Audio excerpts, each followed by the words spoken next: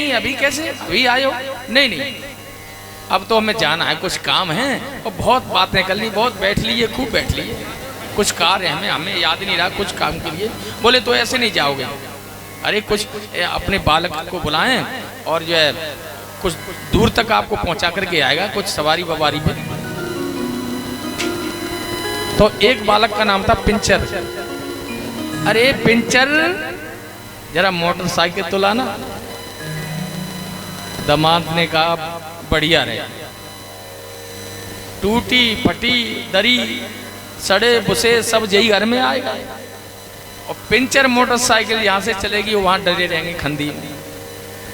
तो इसका मतलब क्या है समझें आप, थोड़ा हंसने की बात नहीं है। बालकों के नाम भगवान के नाम के ऊपर हो, जिससे हमारे मुंह से यदि भगवान का नाम भी नहीं लिपता हो गृहस्थ जीवन में, तो कम से कम कैसे भी भाव को भाव अनख आलस, प्रभु का नाम तो निकलेगा तो कल्याण हो जाएगा। ऐसे ही अजामिल से कथा पर आए।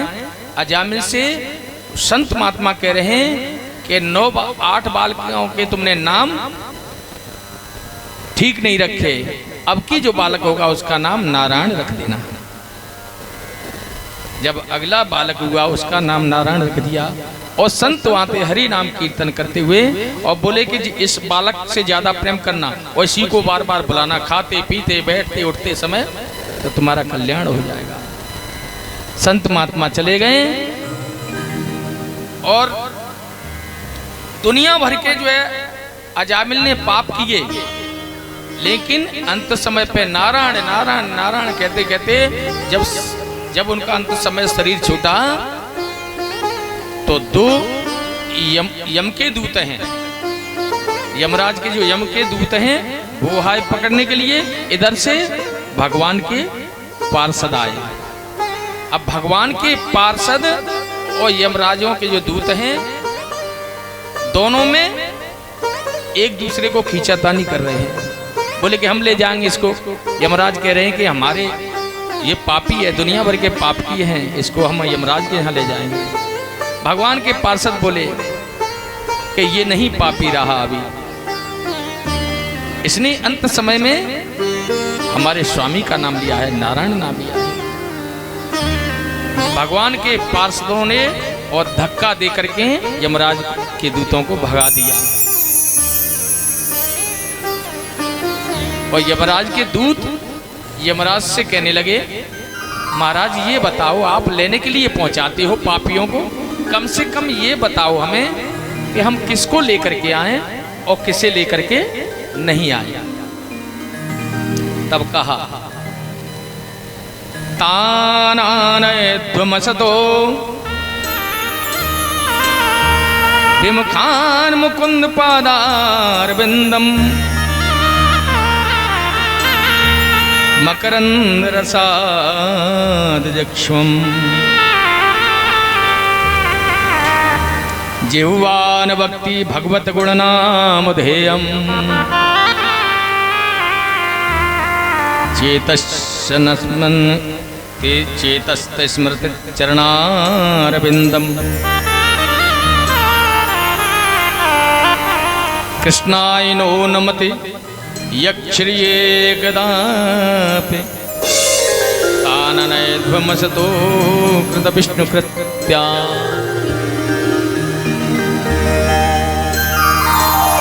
हमारे यहाँ उन व्यक्ति को लेकर के आना जो भगवान से विमुख हो, जो भगवान का भजन नहीं करता, भगवान से विमुख हो, भगवान के चरणों का ध्यान नहीं करता हो, जिसकी जीव भगवान का नाम नहीं लेती हो, जो भगवान के चरणों में मस्तक नहीं झुकता हो, जो बड़ों के संतों और महान पुरुषों के चरणों में संत नहीं जो जीव झुकता हो, उसे लेकर के मेरी ओर आना। रामचरितमानस में भी कहा है कि जो भगवान का जीव से कीर्तन नहीं करता है, नाम नहीं लेता है, उसकी जीव कैसी है। जिसके कान भगवान की कथा नहीं सुनते हैं, उसके कान कैसे हैं। आइए 2-4 चौपाई धारावाहिक सुन करके समझें कि जिसकी जीभ ने भगवान का नाम नहीं लिया वो कैसी है, और जिसके कान नहीं भगवान की कथा सुनते उसके कान कैसे हैं, और जो बड़ों के सामने सिर नहीं झुकते उनका सिर कैसा है। हो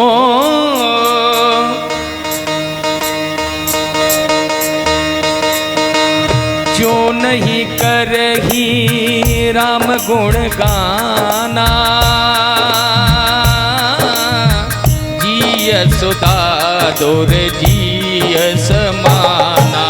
राम सिया राम सिया राम जय जय राम, राम सिया राम जय जय राम।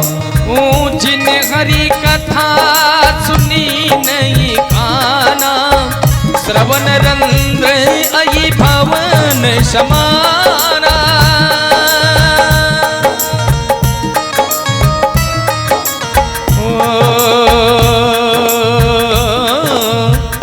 जेन नमत हरि गुरुपद मूला, ते कट सिर तुम्बुर समतूला। राम सिया राम जय जय राम, राम सिया राम जय जय राम। जिन हरि कथा सुनी नहीं गाना, श्रवण रंध्र यही भवन समाना। राम सिया राम जय जय राम, राम सिया राम जय जय राम।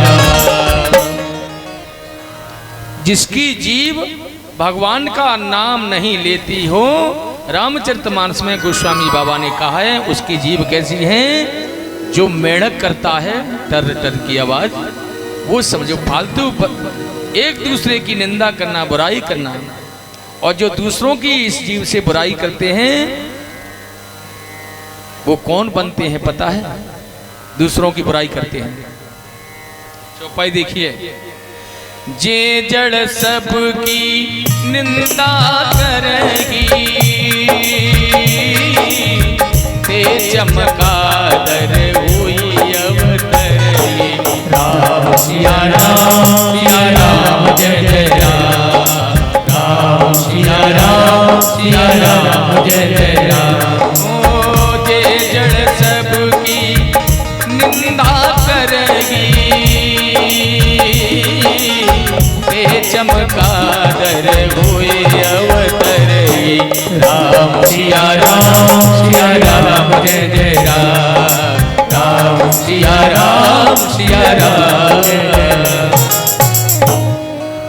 जो दूसरों की बुराई करते हैं, निंदा करते हैं, वो समझ लो अगले जन्म में चमकादर की प्राप्ति पाते हैं, चमकादर बनते हैं। इसलिए ध्यान रखना चाहिए।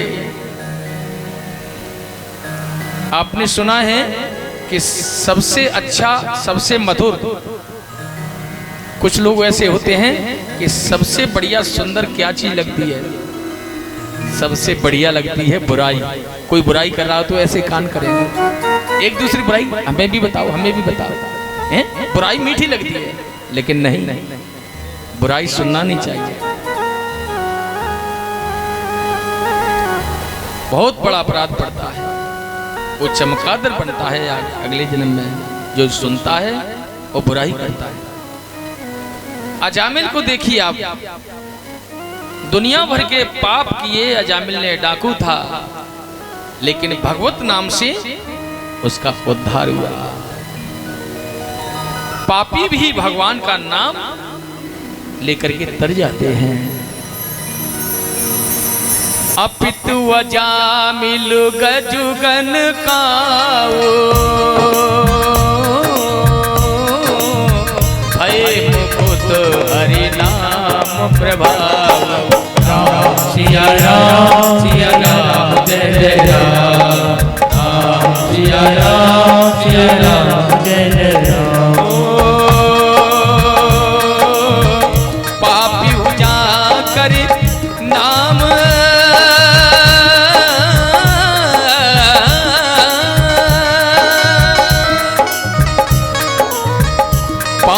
क्या करे नाम सुमिरही, अति अपार भव सागर तरही।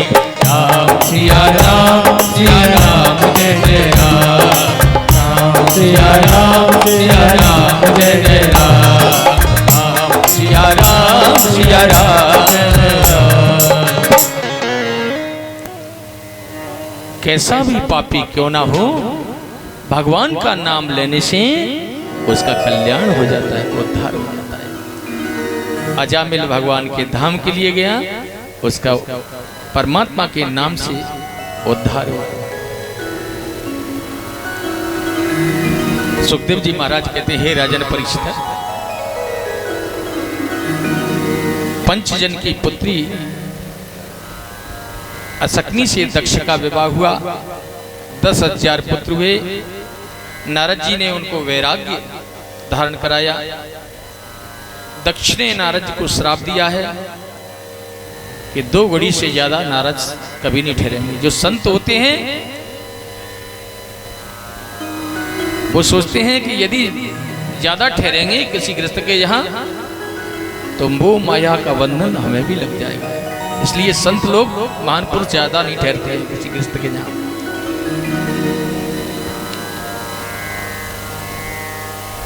आगे कथा क्रम को बढ़ाते हुए विश्वरूप ने नारायण कवच का विद्या के बारे में बताया है। इंद्र को दधीच की हड्डियों के द्वारा वज्र का निर्माण कराया है। विश्वरूप के 3 सिर थे, एक सिर से अमृत और एक से अन्न, एक से मांस भक्षण करता था। इंद्र ने विश्वरूप से यज्ञ कराई, पुरोहित बनाया, तो दैत्य का गुरु था, तो जोर से तो देवताओं के नाम से आहुति डाले और धीरे से असुराय स्वाहा। इंद्र ने देखा तो विश्वरूप का एक नाम था त्रिसरा, उसके 3 सिर थे इसलिए त्रिसरा नाम था। तो इंद्र ने तीनों सिर काट दिए, 3 पक्षी उत्पन्न हो गए, तीतर, पपिया और गौरैया।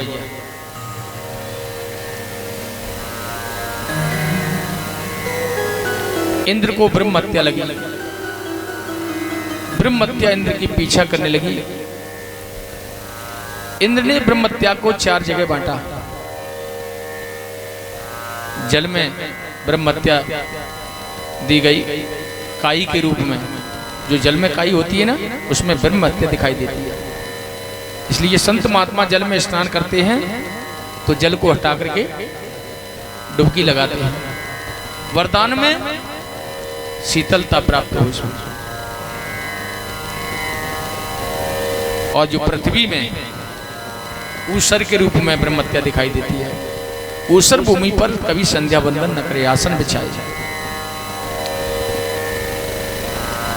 जो ऊसर भूमि में धान्य पदार्थ आदि नहीं जमते हैं, जो सफेद जो वनों में जो नदियों के किनारे होते हैं, जिसको रे कहते हैं गांव की भाषा में, रे, उससे वस्त्र वगैरह धोते थे पहले के लोग गांव के, वो ऊसर जमीन।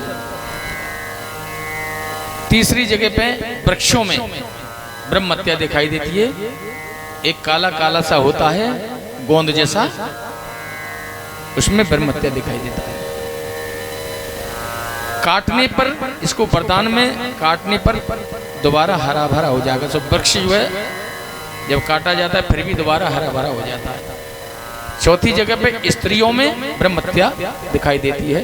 ये मासिक धर्म में ऋतु काल में पहले दिन चांडाली, दूसरे दिन ब्रह्मघातनी, तीसरे दिन धोबिन और चौथे दिन वो शुद्ध होती है। पहली माताएं 3 दिन तक जो है घर में न रसोई बनाती थी, शुद्धता पवित्रता रखती थी, 4 दिन में शुद्ध होती है।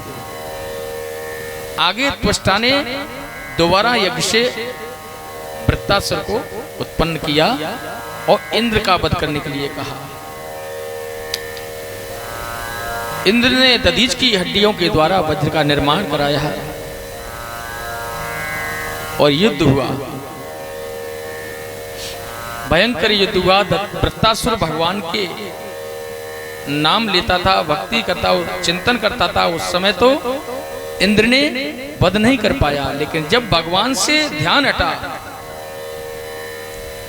जैसे ही ध्यान हटा तो वृत्तासुर का वध कर दिया और एकदम से परमात्मा का चिंतन करते हुए वह स्तुति करने लगा। वृत्तासुर की इस भागवत में बड़ी सुंदर स्तुति है, मार्मिक स्तुति है। अहम हरे तव पादैकमूल दासानुदासो भवितास्मि भूयः मना स्मरेता सुपतेर्गुणास्ते गृणीतवाक् कर्म करोति कायः। वृत्तासुर की कितनी सुंदर स्तुति है। प्रभु मुझे अपने दासों का दास, दासों का दास, दासों का दास बना देना, ऐसी कृपा करना मेरे को। मेरा अंतिम क्षण आ गया और मुझे प्रभु ऐसी कृपा मेरे ऊपर करना कि हमेशा मैं तुम्हें याद करता रहूं। कैसे याद करता रहूं? अजात पक्षायव मातरम खगा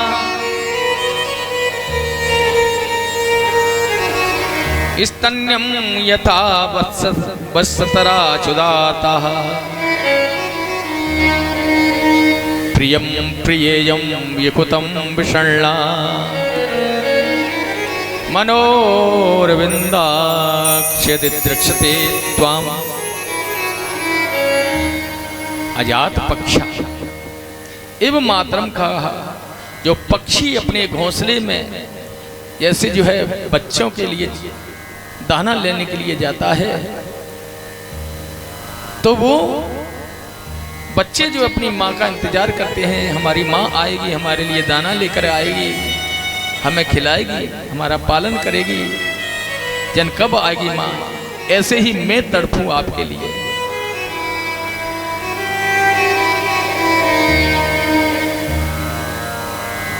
बस सदा सुधारता स्तन, जैसे गाय का बछड़ा खूंटे पे बना होता है, गाय कहीं के लिए जाती है चरने के लिए, और गाय का बछड़ा रमाता है, माँ माँ कह करके पुकारता है, हमारी माँ आएगी, हमें दुग्ध पान कराएगी, न जाने कब आएगी हमारी माँ, कहाँ पर। ऐसे ही मैं जैसे गाय का बछड़ा गाय के लिए रमाता है, मैं भी आपके लिए ऐसे ही तड़पता रहूं, ऐसी मुझे भक्ति देना।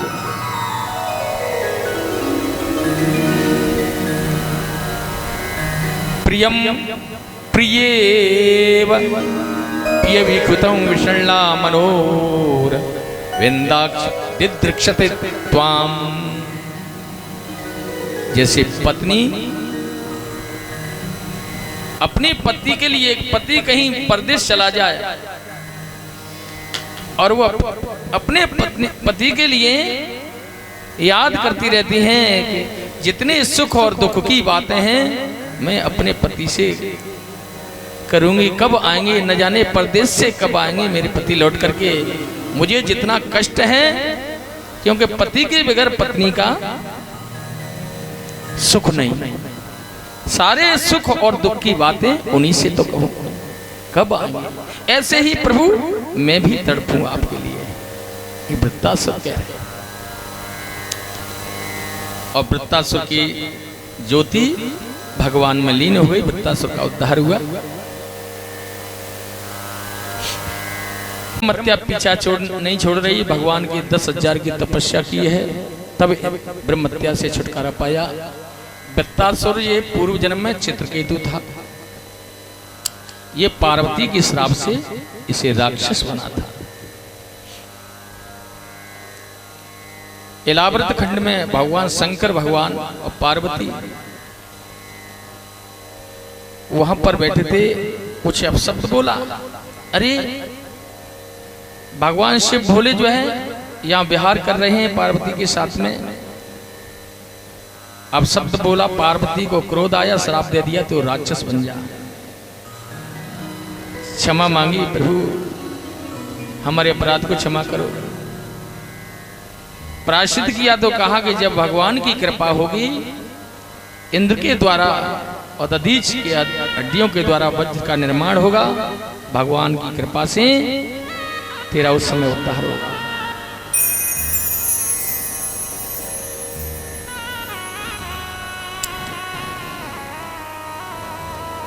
वही चित्रकेतु जे, इसकी 1 करोड़ रानियां थी।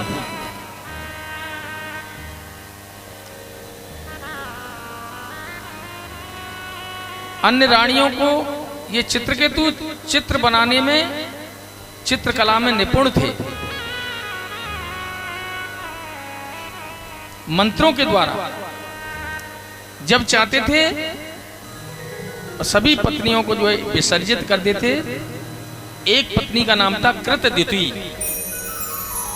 वो सजीवन रहती और अन्य पत्नियों को विसर्जित कर देते। कोई संतान नहीं थी,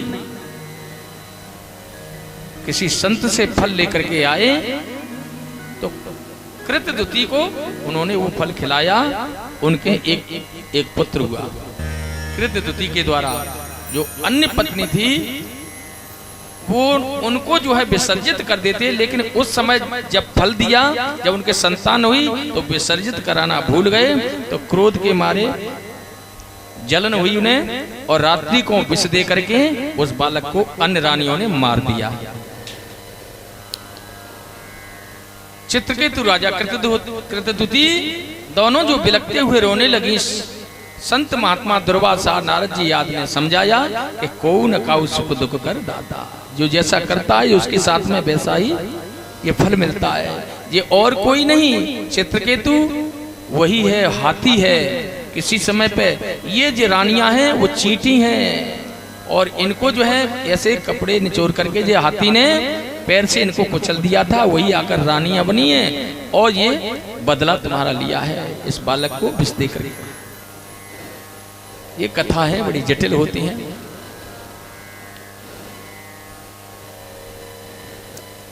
आगे सुखदेव जी कहते हैं, हे राजन परीक्षित,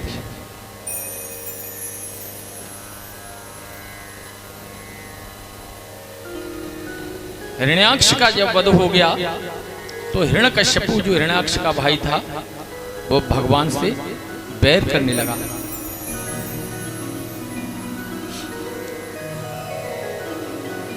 दिति जो है कश्यप की शरण में गई है, महाराज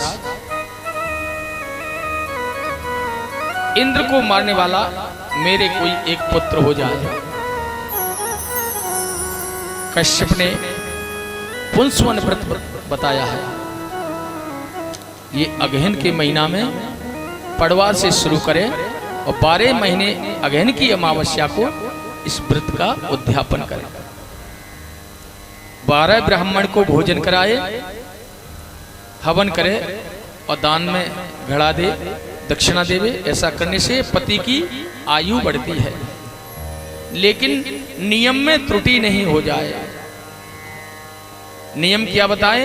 जीव हिंसा नहीं हो, क्रोध ना करे, गाली गलौज ना, श्राप ना दे किसी को, दुष्टों से बात ना करे, बिना धुले हुए वस्त्र नहीं पहने, किसी की उतरी माला न पहने, नाखून बाल ना काटे, किसी का जूठा नहीं खाए, शूद्र के हाथ का न खाए और रजस्वला के हाथ का भी ना खाए, अंजलि से जल ना पिए, जूठे मुख ना सोए, बिना आचमन किए ना सोए और संध्या के समय बाल खोर करके नहीं रहना चाहिए। संध्या के समय हमें श्रृंगार करना चाहिए। बिना चादर ओढ़े बाहर नहीं जाए, बिना हाथ पैर धोए रात्रि को ना सोए। दिति गलती कर बैठी, जूठे मुंह रात्रि को सो गई। इंद्र तो सोच रहा था कि हमारी मौसी कभी गलती करे तो मुझे मौका मिले। जूठे मुख रात्रि को सो गई इंद्र ने और दिति, तो इंद्र ने उस दिति के गर्भ के 7 टुकड़े कर दिए, फिर भी नहीं मरे तो एक एक के 7-7 खंड किए, लिए 7-7 49 हो गए। 49 ये ही पवन कहे जाते हैं, जिनको मरुदगण कहते हैं। हनुमान जी जब लंका जलाने के लिए गए थे तो चले मरुत 49, यही 49 पवन कहे जाते हैं।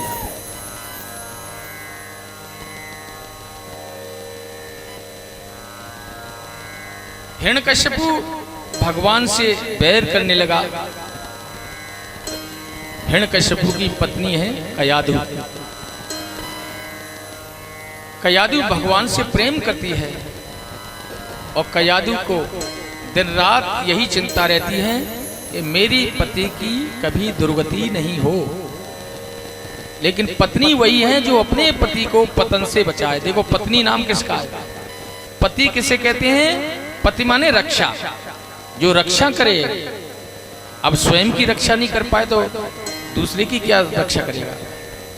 पति का अर्थ ही ये है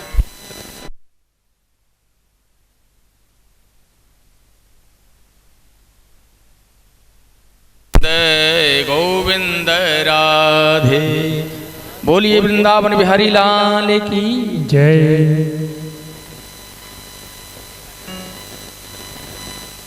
पत्नी वही है जो अपने पति को पतन से बचाए। हिरण्यकश्यपु कयाधु से बोला कि आज मैं तपस्या करने के लिए जाऊंगा, ब्रह्मा से वरदान प्राप्त करूंगा अमर होने का, मुझे कोई पृथ्वी पे मार नहीं सके। मंदराचल पर्वत की कंदरा में गया है तपस्या करने के लिए।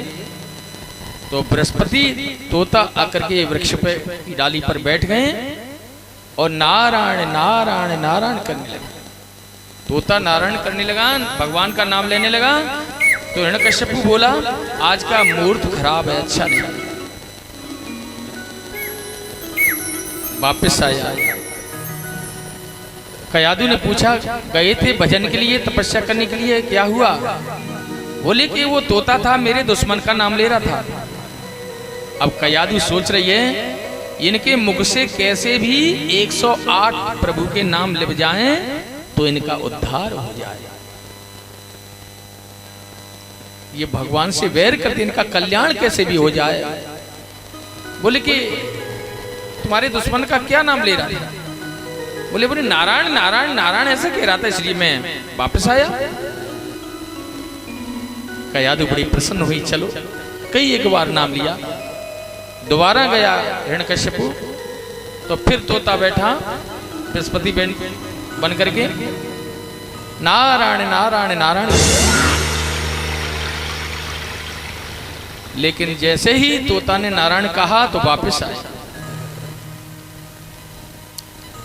आकर के फिर पूछा तोता ने क्या कहा, वापस क्यों आए? बोले कि वही मेरे दुश्मन का नाम ले रहा था, मैं कैसे तपस्या साधन में बैठूं। बोले क्या नाम लिया था बताओ तो सही। अरे कई बार बता दिया, बार बार पूछती है। अरे वो नारायण नारायण कह रहा था, कई एक बार नाम लिया। तो बोले कि अब की बार जाओ।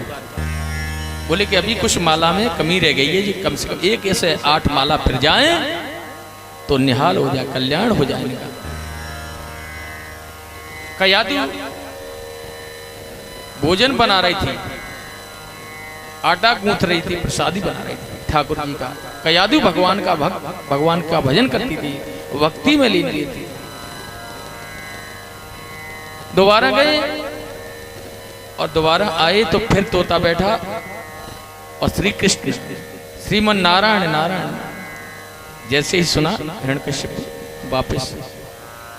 हिरण्यकश्यपु वापस आए और परेशान होकर के बैठ गए और बोले, कयाधु ने कहा अरे स्वामी क्या आज क्या हुआ, क्या बात है? कि बोले कि वो मेरे दुश्मन का नाम बार बार लेता है और मैं कैसे वहां साधना करूं। कयाधु ने कहा अच्छा स्वामी एक बात बताओ, मन कितने होते हैं? बोले कि मन तो एक होता है। तो जिस समय तुमने मुझे बताया था अपने दुश्मन का नाम जो ले रहा था तोता, तो उस समय मेरा मन था ये आटा गूंथ रही थी, भोजन की तैयारी कर रही थी, तो मन तो एक ही होता है। अब की बार मुझे बता दो। अरे कई बार बताऊं, कई बार बता दिया। तो मन मेरा भाई भोजन बनाने में था, अब की बार बता दो फिर अरे कई बार कहूँ नारायण नारायण नारायण नारायण नारायण, कई एक बार कहा है, कम से कम 1 से 8 बार जो है माला फिर गई। आज कयादी बड़ी प्रसन्न हुई, धन्य है। और भोजन बनाया, प्रसाद बना करके और अपने पति के चरणों की सेवा में लगी और बादाम का तेल लेकर के उनके तलवों में लगा रही सेवा कर रही थी।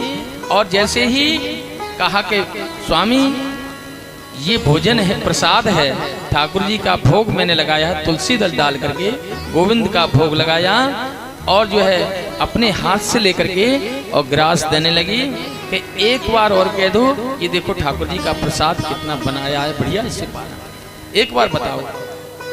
अरे कई बार बताया मैंने, बता तो दिया। जैसे ही नाम लिया प्रभु का के नारायण कहा कि मेरे दुश्मन का नाम नारायण लिया तो मुंह जैसे ही फाड़ा और ग्रास दिया और ग्रास को पाया तो गोस्वामी जी महाराज क्या कहते हैं, देखिए। ओ नाम जपत प्रभु कीन प्रसादु, भगत शिरोमणि भय पहलादु। राम सिया राम जय जय राम, राम सिया राम जय जय राम।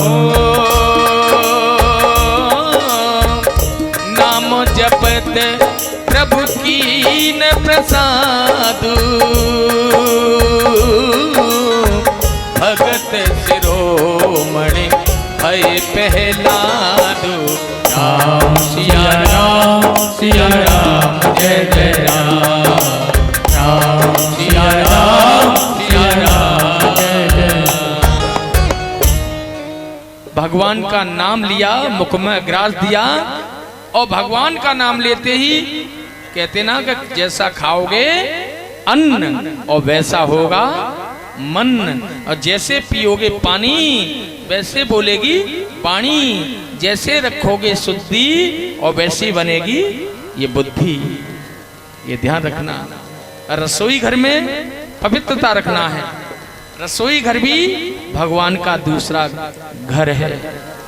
चप्पल पहन करके भोजन मत बनाइए। खड़े होकर, आज के जमाने तो फैशन चल गए भाई, भोजन बनाने के, खाने पीने की, खड़े होकर के चल करके राक्षसों की तरह। भाई बुद्धि फिर कहां से अच्छी बन जाएगी बताइए। बैठ करके आसन में ठाकुर जी का भोग लगा करके, देखो बगैर भोग लगाए जो भोजन करते हैं वो समझ लो रक्त का पान करते हैं, मांस भक्षण करते हैं। भगवान को अर्पित करके तुलसी दल डाल के भोग लगा करके उससे बुद्धि सात्विकी होगी। संत और महात्मा ब्राह्मण भोजन करते हैं भगवान का भोग लगा कर, मंत्र बोलकर। देखा होगा आपने, संत ब्राह्मण बैठ जाते हैं और मंत्र बोलते हैं, ओम नाभ्या आशीद अंतर कृष्ण, मंत्र बोलकर। यदि मंत्र नहीं आता हो तो भगवान की जो रामचरित्र की मानस की चौपाई है उसे बोल करके भोग लगा। चौपाई कैसे देखिए।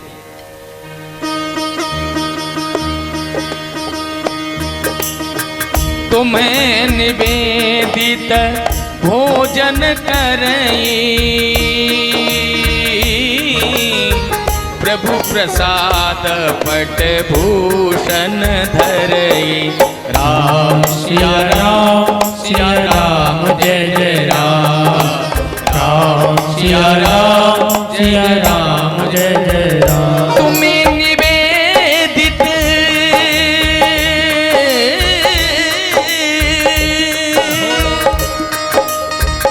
तुम्हें निवेदित भोजन करेगी,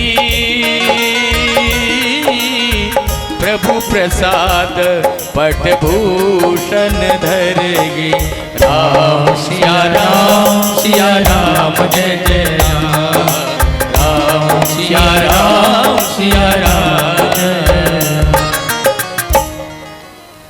भगवान का भोग लगाए, बगैर भोजन हमें कुछ भी नहीं खाना चाहिए। घर में जो भी बने, रूखा सूखा जो भी बनाते आप, चाहे भले ही चाय पीते हो, कुछ भी बनाते हो, ठाकुर जी के सामने रखिए। बगैर नहाए धोए, बगैर स्नान किए प्रसाद भी मत बनाइए।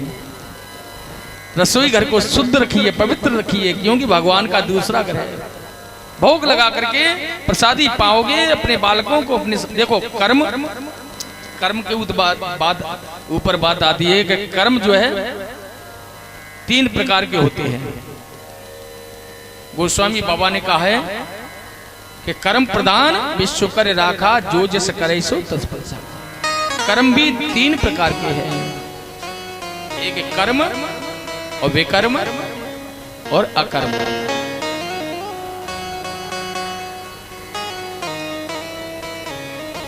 अकर्म उसे कहते हैं जो शास्त्र के विरुद्ध हो, वो अकर्म है। और विकर्म जिसको हम कर्म समझते हैं, वो कर्म नहीं।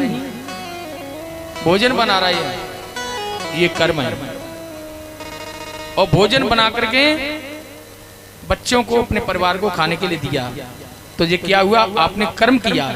उन्होंने भोजन किया, लेकिन कर्म करके तभी तो जो भोजन मिला, लेकिन वो कर्म नहीं है, वो बेकर्म है।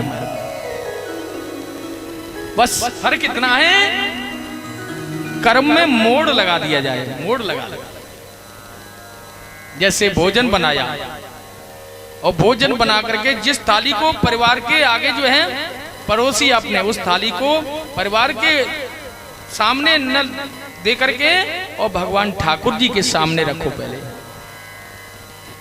तुलसी दल डाल के, तब उसे प्रसाद को पाने के लिए दिए, तब वो कर्म होता है। भगवान ने स्वयं कहा है अर्जुन से, हे अर्जुन तू कर्म तो करता है, लेकिन मेरे को देख करके नहीं करता है। मेरा प्रसाद समझ करके उसे ग्रहण कर। तो जो भी अपन वस्तु खाने पीने की, पहनने की है, पहले भगवान को अर्पित। हे प्रभु तेरी प्रसादी हम ग्रहण करेंगे, तब वो कर्म है। इसलिए वो कर्म श्रेष्ठ कहा। तो कहते हैं कि संत और ब्राह्मण भोजन करते हैं मंत्र बोलकर, और संसारी भोजन करते हैं टीवी खोलकर। देखा, वो संसार टीवी खोल लेंगे, चैनल खोल लेंगे और भोजन करते जाएंगे। बताओ फिर बुद्धि कहां से अच्छी हो जाएगी? टीवी और बगल में बीबी। लेकिन नहीं, हमें भगवान का भोग लगा करके, ठाकुर का नाम लेकर के वो प्रसाद हो जाता है, अमृत हो जाता है। ऐसा ही किया। इस प्रसाद का प्रभाव हुआ प्रहलाद के ऊपर। प्रहलाद गर्भ में थे, नारद जी के आश्रम पे भी गए हैं। इंद्र ने जो है कयादी को जबरदस्ती और उसके गर्भ को जो छीन करना चाहा, लेकिन नारद जी छीन करके ले गए, उन्हें सत्संग दिया, कथाएं सुनाई, और गर्भ में प्रहलाद जी ने सुनी। एक समय जब प्रहलाद जी का जो प्रादुर्भाव हुआ, तो प्रहलाद जी बचपन में ही बाल्यावस्था में है, एक प्रजापति के यहाँ पर जो है बालकों के साथ खेलते हुए पहुंचे हैं।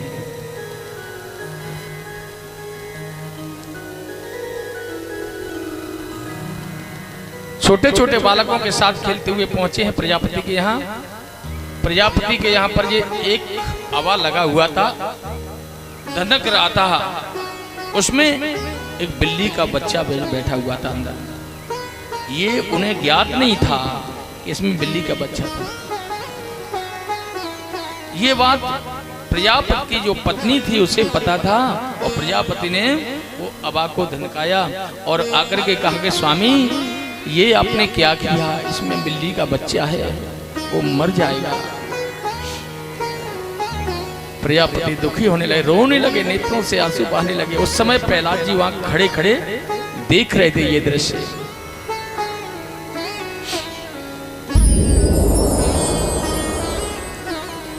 अरे हे परमात्मा, इसमें जो बिल्ली का बच्चा है उसकी रक्षा करना। इसी वास्तव में परमात्मा तुम सब जगह व्याप्तमान हो, तो इसमें बिल्ली का बच्चा है, उससे अग्नि स्पर्श नहीं कर पाए।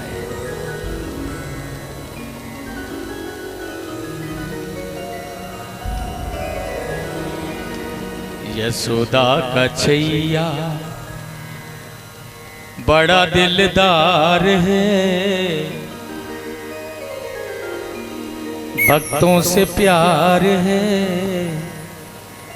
आज भी है और कल भी रहेगा। यशोदा का छैया बड़ा दिलदार है, भक्तों से प्यार है, आज भी है और कल भी रहेगा।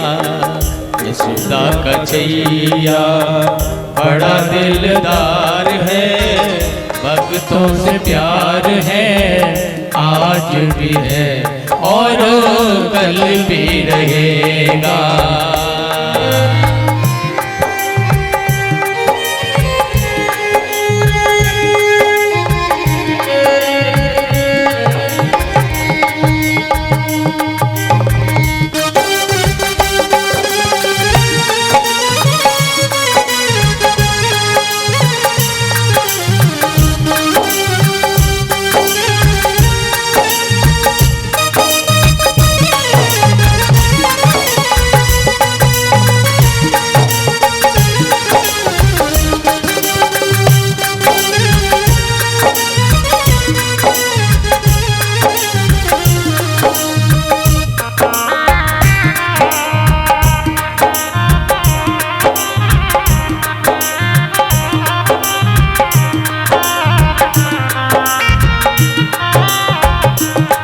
बिल्ली के छोटे बच्चे जब हवा में चिन जाते हैं, बिल्ली के छोटे बच्चे जब हवा में चिन जाते हैं, बिल्ली के छोटे बच्चे जब हवा में चिन जाते हैं, बिल्ली के छोटे बच्चे जब हवा में चिन जाते हैं। अरे प्रजापति बेबस होकर जब तुम्हें बुलाते हैं, प्रजापति बेबस होकर जब तुम्हें बुलाते हैं, बुलाने से पहले तुम्हें उनका ख्याल है, तुम्हें उनका ख्याल है, आज भी है और कल भी रहेगा।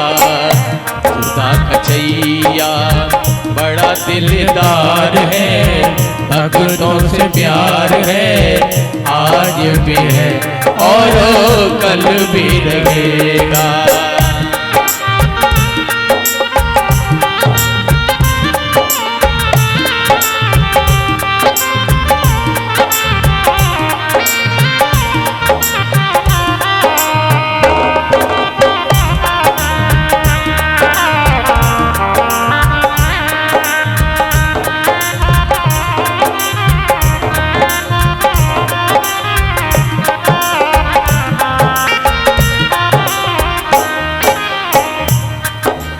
ये हसीन जलवे तेरे सत्संग में ढलते हैं।